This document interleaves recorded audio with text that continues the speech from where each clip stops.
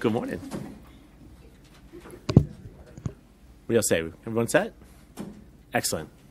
Well, good morning, everybody. Thank you all so much for being here. As you all know, this is my monthly media briefing where we take time to share about some of the things going on here at City Hall in the month ahead, as well as throughout the city of San Diego, and to answer, of course, any questions that you all may have on any subject. I'm joined this morning by our San Diego Police Chief, David Nisleit, Assistant Police Chief, Paul Connolly, as well as Captain Matt Novak from the SDPD's Narcotics Division.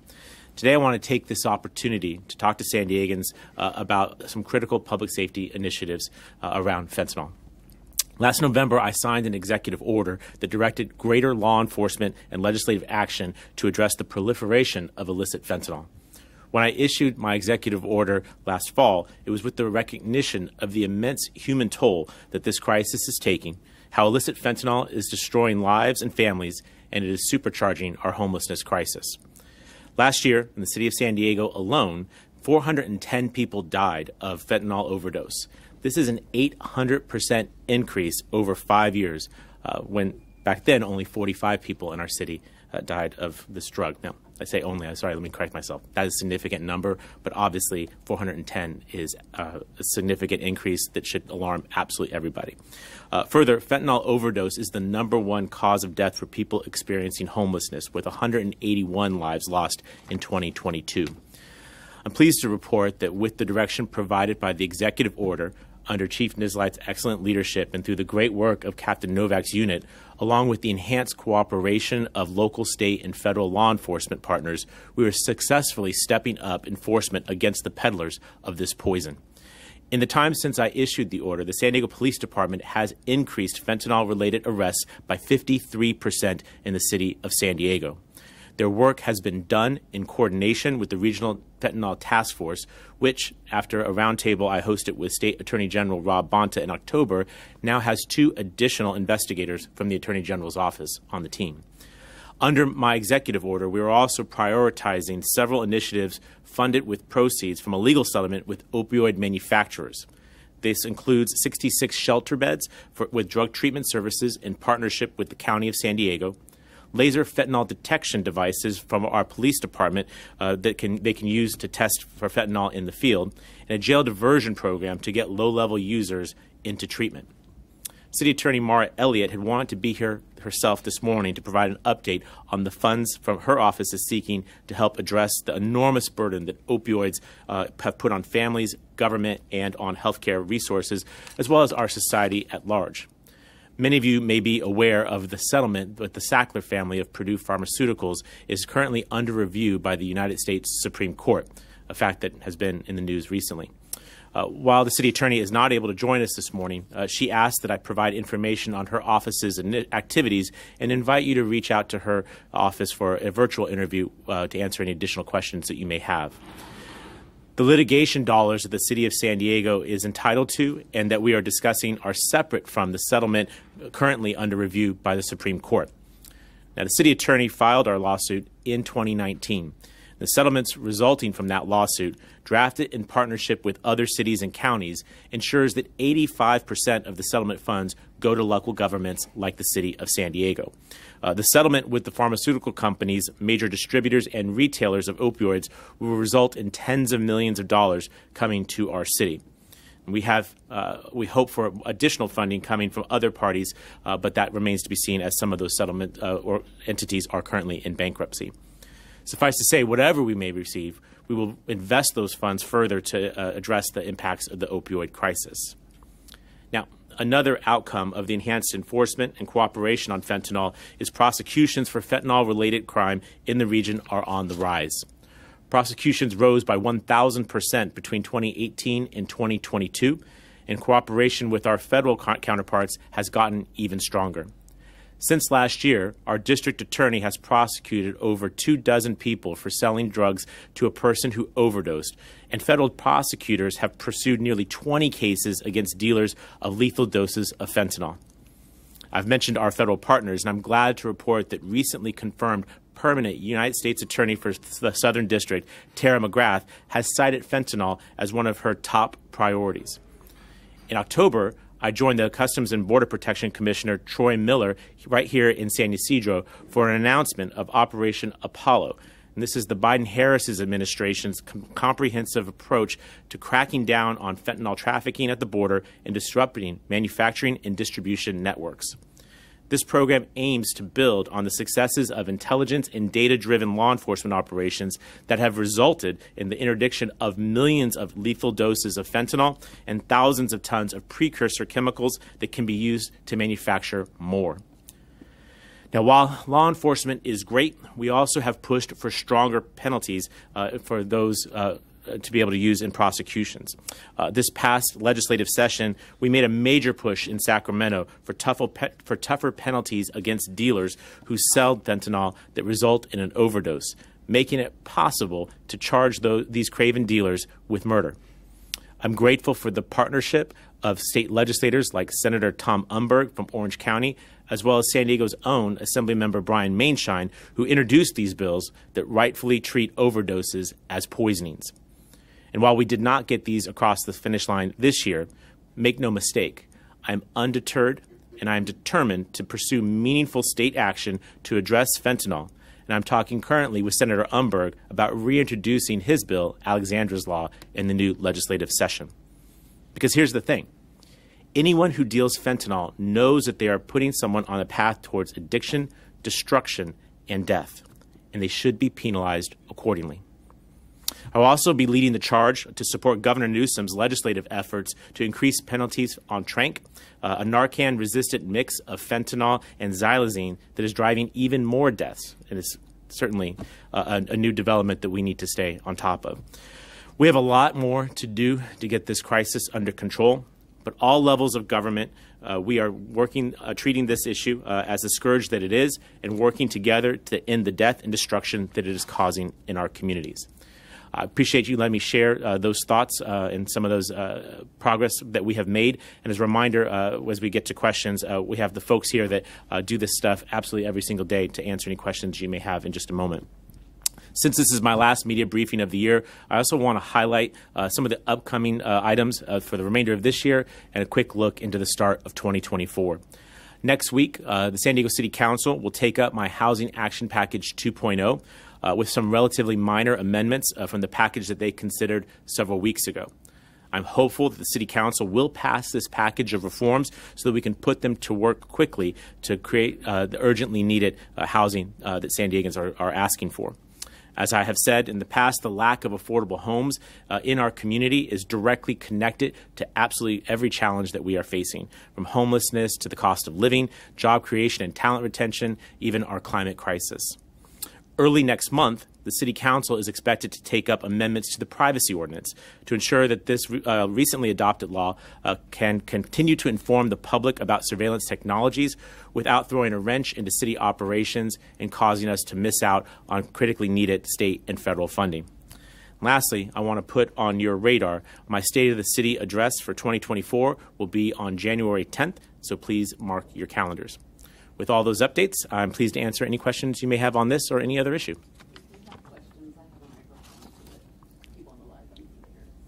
Sure. Audrey?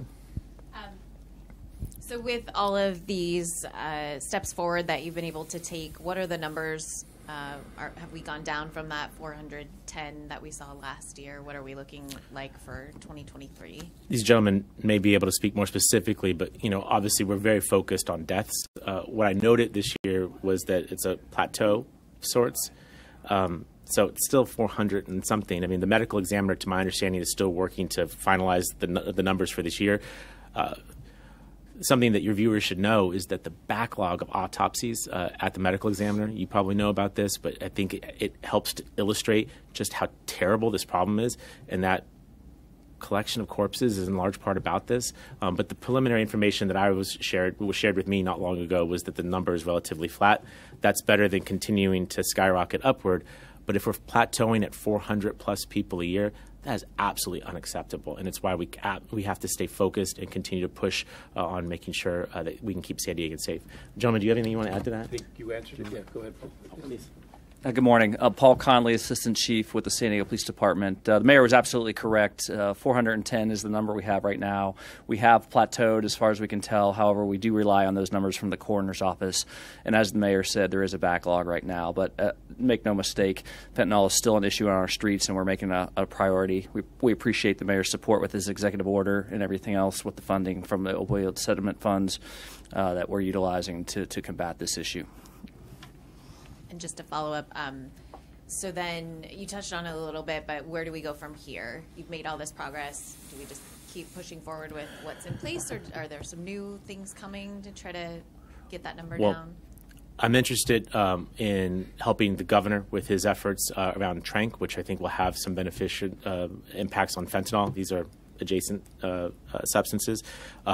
We continue to ask Sacramento to give us the tools to hold dealers accountable.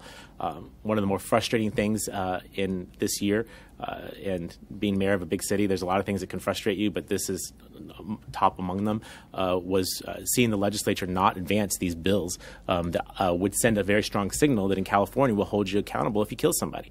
And as you know, those bills were turned down in the public safety committees up in Sacramento. I note that we have a new public safety chair in the Assembly, which I'm hopeful that he may take a different approach than we saw this year.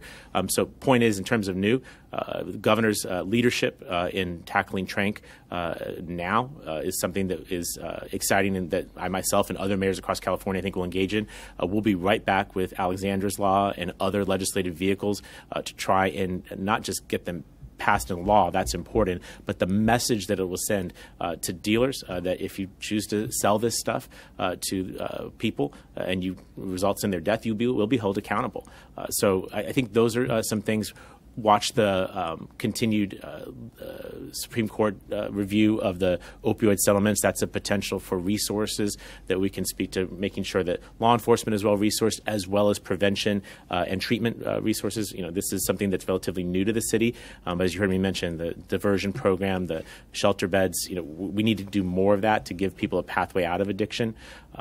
Beyond that, you know, I think we have some new players in this space. I think our new U.S. attorney coming in on day one and saying this is going to be a priority for her. I think hopefully you'll see with the existing laws that we have some additional prosecution so that we don't have to wait for law changes. Last thing I would say is back in Washington, D.C., I was in the nation's capital yesterday meeting with members of Congress. You know, the Biden administration has been advancing an effort to have fentanyl reclassified as a Schedule I drug. I think that's very important, again, to send a signal. That has seen some legislative progress in this year, but it doesn't seem like it's going to make the finish line this year, although one never knows in D.C. But I'm hopeful they'll do that so that from the very top of the government, we're sending a strong signal. This is serious. You will be held accountable, and to provide the resources to tackle this issue. And then I just have one other question, and it might be for you, Chief, or for one of you. I know when we were here last year and you had a bunch of people up here talking when you made the executive order announcement, I think it was the fire rescue department was talking about how much they are using Narcan on a daily basis and encountering these cases. And in fact, I think that day there had been a death that morning. Multiple people that morning. That's right. Yes. Yeah. Yes. Are your officers still seeing that kind of thing? Are you having to use the Narcan on a regular basis? Yeah, you know, much like the mayor has been saying, and I truly appreciate his leadership and partnership on this. Our officers, much like fire rescue, are using Narcan almost daily. We're still seeing this major issue from all the way down by the border, all the way up to our very northern part of the city of San Diego. It is still a major issue. We are still seeing a ton of deaths, as been mentioned earlier. So still a big issue. Our officers are still administering Narcan.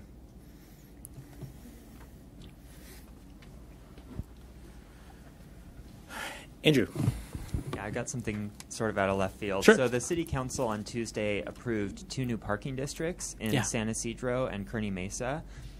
This doesn't automatically mean there are going to be meters on the street, but it's a prerequisite for putting meters there. I'm wondering, you know, as the city works towards this goal of net zero emissions by 2035, what role will having to pay for street parking play in the city's transition away from car dependence? And is this expectation or norm that street parking should be free something that San Diegans will have to let go of? Yeah.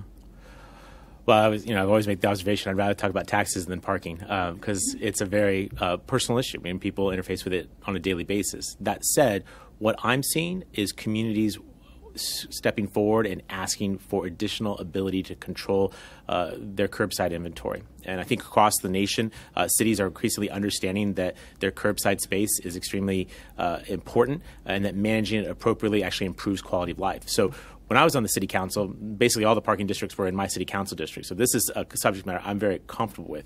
What's interesting is to see communities like Convoy, Pacific Beach, San Ysidro now saying that they are starting to experience challenges similar to our older urban communities, and they want to manage that space. Now, as you mentioned, it doesn't necessarily mean paid parking, but when you look at some of the amenities that these parking districts that do have meters have, increasingly what we're hearing from communities is they want those same amenities, whether that's wayfinding or activated public spaces, electric mobility services. I think when you look at Kearney Mesa, where the city is anticipating significant increases in housing in that community, what we're trying to do is be forward-looking and not waiting until all that density comes in and then trying to address the parking challenges. What you see is us doing that now as one of the very first residential projects come forward.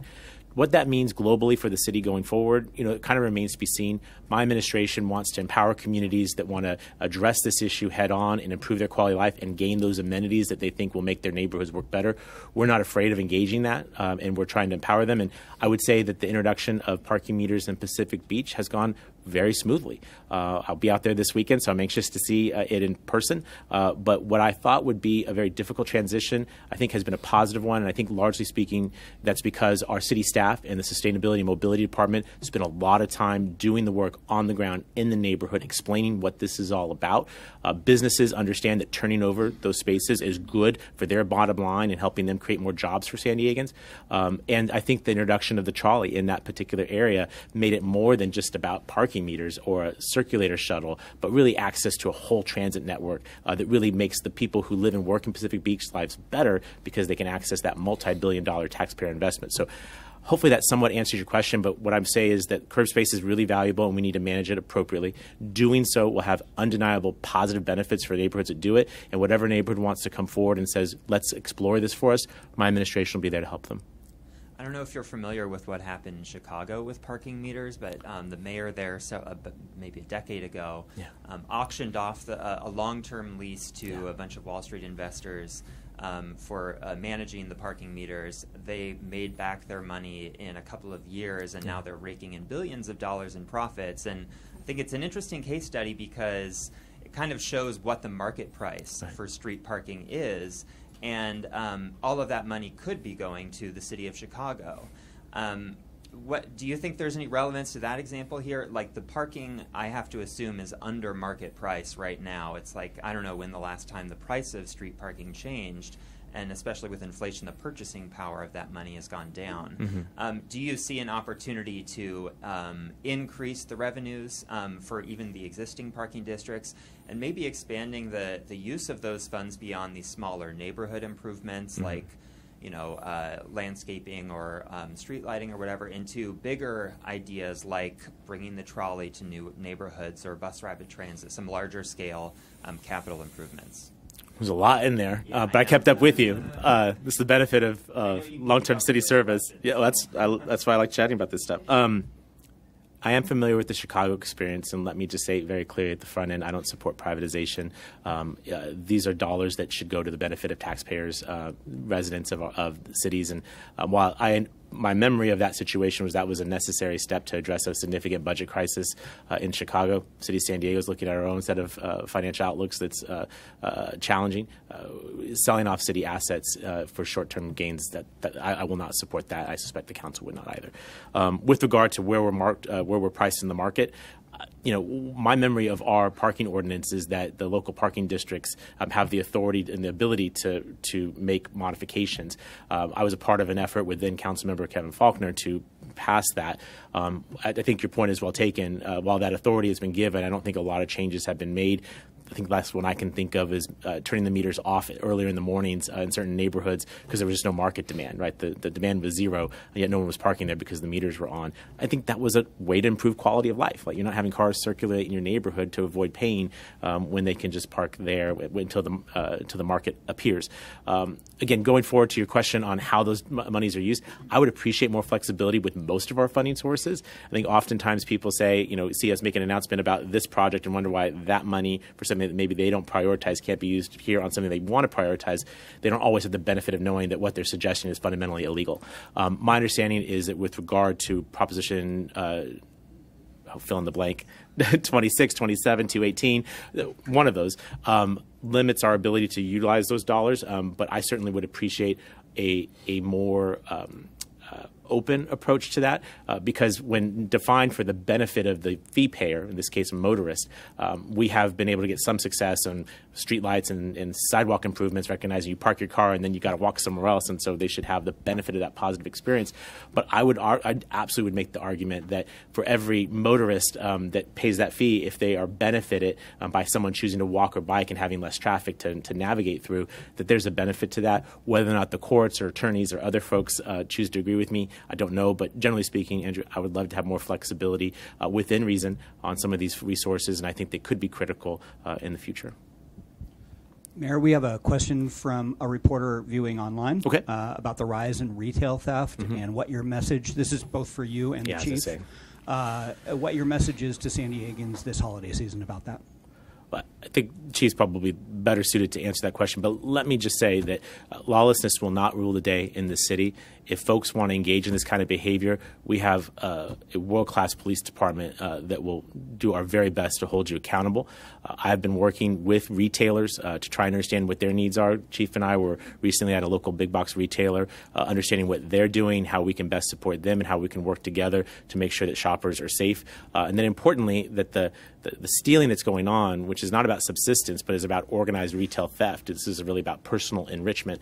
That personal enrichment comes at the cost that we bear as consumers, right? The increasing costs are on all of us is a reason to engage on this issue in addition to the safety concerns. But ultimately, what I want to say to that questioner would be that we take this issue seriously. The police department aggressively addresses this issue. The holiday season is a great time to even double down on those efforts. And I was at some of our local regional malls over the weekend and observed some greater presence, which I was grateful for. The last thing I may want to say, and then I'll turn it over to the chief, is that I was in Sacramento about a couple weeks ago, really going door to door in the Capitol, trying to drum up support for action on retail theft in the new legislative year. Kind of similar to fentanyl, public perception on this issue has to be clear. If you steal, you'll be held accountable, right? And I think that there's an impression that that's not the case. Let me say very clearly, in San Diego, we will hold you accountable, but that needs to be a message across the state of California, and I believe that the governor and the legislature could take action. I'd like it to be today, but I recognize it'll probably be sometime next year to try and make that clear and hold more people accountable. So I think, and the good news on that regard that I'd share with San Diegans is what I heard across the board, whether it's from the governor's office, from the Senate, or for the Assembly. I think everyone does want to engage on this. The Speaker Rivas has established a select committee on retail theft. Its chair and I had a meeting. He's anxious to work on this issue. So I'm optimistic that we will have more tools in 2024 to address this issue, but the San Diego Police Department and the City of San Diego are not waiting until 2024 to make sure that anyone who thinks about stealing from a big box retailer or a mom and pop shop, if you do it, we will do our very, very best to hold you accountable. And Chief, I'd love you to talk some more about that. Yeah, absolutely. Thank you, and great question. So I'll kind of answer this in three parts. So first, a bit about safety for yourself. So one of the things I ask of people, especially during the holiday season when you're at the malls and doing shopping, is be situationally aware. You see a lot of people walking around with their phone in their hands, not really paying attention. Then they buy a bunch of stuff, walk it back out to their car, put it in their car, and then walk back into the mall. There's people watching. So be safe, store your goods, make sure you're not leaving valuables in your car in the shopping stalls at the mall, if you will. So that's one thing. Make your own safety. Make sure you don't leave packages in your vehicle, and pay attention to what's going on around you. And if you can always shop with a friend, I would suggest that. The second part of that is to what the mayor just mentioned, is every holiday time of the year, we increase our presence in the malls. So you'll see more officers in the malls, both in uniform and not in uniform. But you'll also see technology at those malls. So we'll have cameras, we'll have vehicles there. That's making certain that we know who's coming into the malls. Also talking to the shop owners, making certain that they can kind of tighten their security, if you will. It's about placing items away from the door for easy access to theft. And then lastly, something the mayor also touched on, we had a meeting yesterday with the chiefs from the county to include our federal and state partners, and this was one of the main topics we were talking about, and it's talking about enhancements. We need to see movement at the state level on enhancements for those that are involved in retail organized theft. Specifically what we're talking about, these well-orchestrated smash and grabs, going into the malls, taking the high dollar items, looking at enhancements. That I think there is great conversation already. It's something that the chiefs want. It's something that sounds like our legislation wants. It looks like we probably will have to do some amendments to Prop 47, which I think are overdue. So it all comes to that part. But lo and behold, we are working very hard to try to prevent it, but then also trying to hold those accountable that commit those crimes.